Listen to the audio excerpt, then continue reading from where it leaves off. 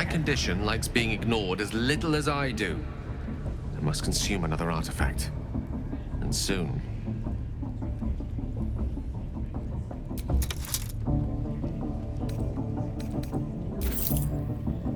Thank you.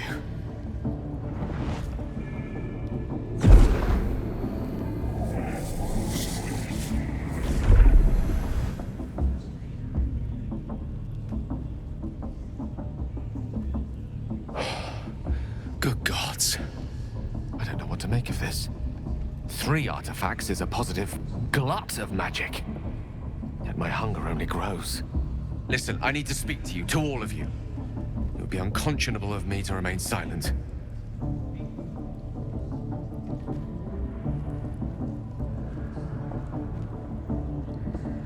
I might just be about to remedy that.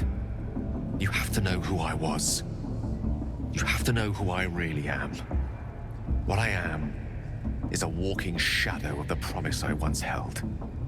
I'm what one might call a wizard prodigy, who from an early age could not only control the weave, but compose it, much like a musician or a poet.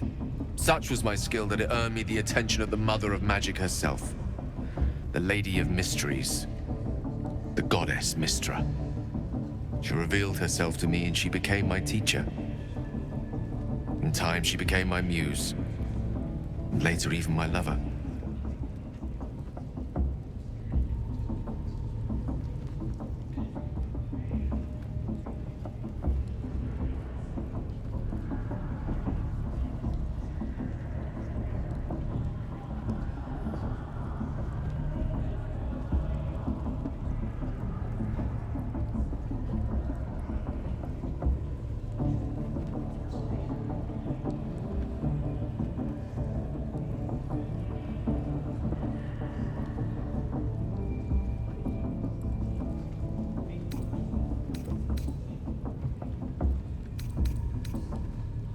Oh, yes. We enjoyed each other's company. Body, mind, and soul. But even so, I desired more. You see, no matter how powerful a wizard we mortals can become, we never scratch more than the surface of the weave. Mystra keeps us in check. There are boundaries she doesn't let us cross. Yet, every time I was with her, I stood on the precipice, gazing into the wonders that lay beyond. I sought to cross her boundaries.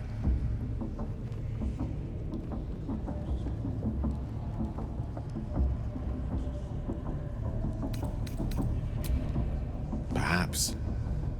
But enticements beyond the perimeters of mortality are powerful motivators.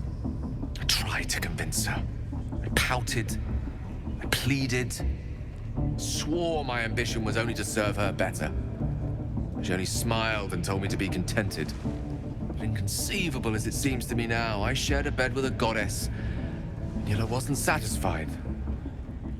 So I sought to prove myself worthy to her instead.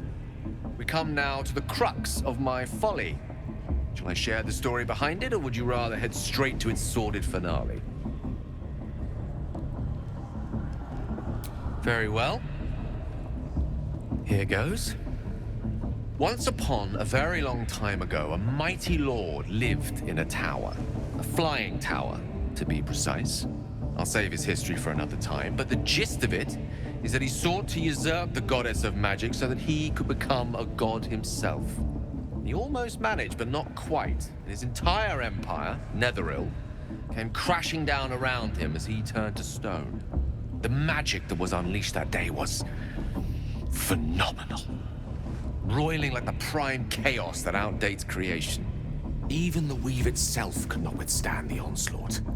It fractured, then shattered, and all magic was lost to the mortal realms, until the day Mystra returned. She restored the weave, reuniting all its scattered shards. Or so I thought.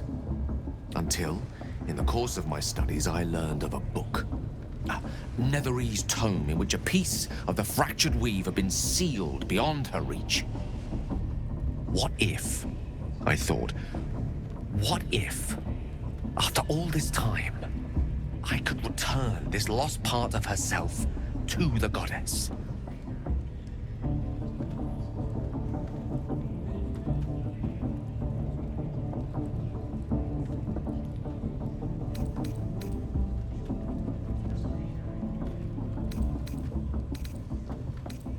The answer was to try. The outcome was to fail. I was certain that this deed of raw power, draped in romance, would convince Mystra to take me by the hand and welcome me into her hitherto forbidden domains. I was mistaken. I obtained the fabled book and took it into my study. As for what happened next... Here. Place your hand over my heart. Let me show you.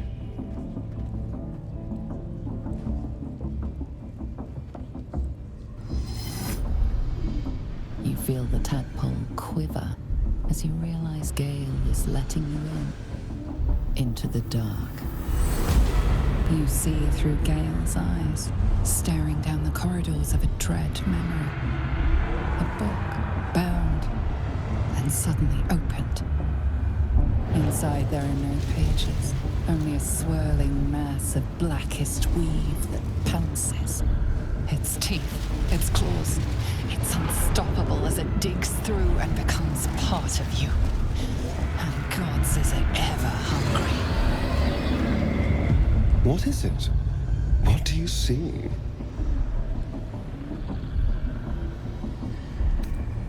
Thankfully, the moment I absorbed the fragment wasn't enough to...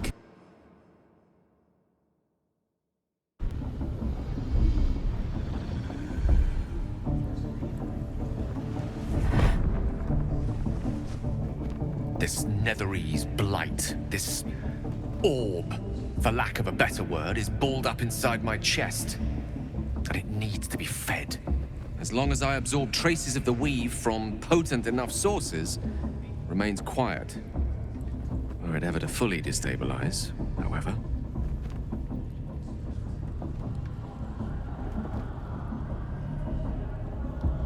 I will erupt. I don't know the exact magnitude of the eruption, but given my studies of Netherese magic, I'd say even a fragment as small as the one I carry, it'd level a city the size of Waterdeep.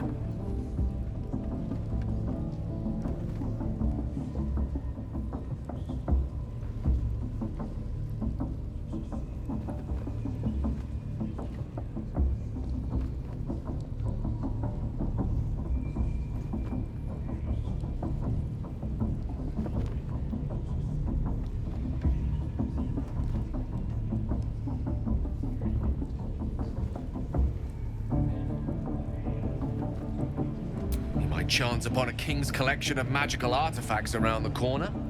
We might cross paths with a miracle round the bend. Then again, we might not. All of this, it must feel like a betrayal. Say the word, and we'll part ways.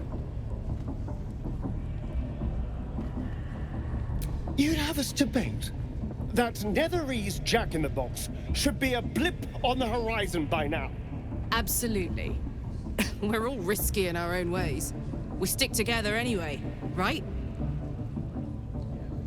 That is a great relief. Oh, a great relief indeed. You truly are a soul that steals my own. From all my new rallied heart, I thank you. I thank you all. I understand if you stand against me. I'm humbled if you stand with me. Either way, I will do my best not to let you down. I stand at a precipice, but if you do not give up hope, neither shall I. I'll fight. I'll resist as long as I can. Now, even I am tired of the sound of my own voice. Let us venture forth.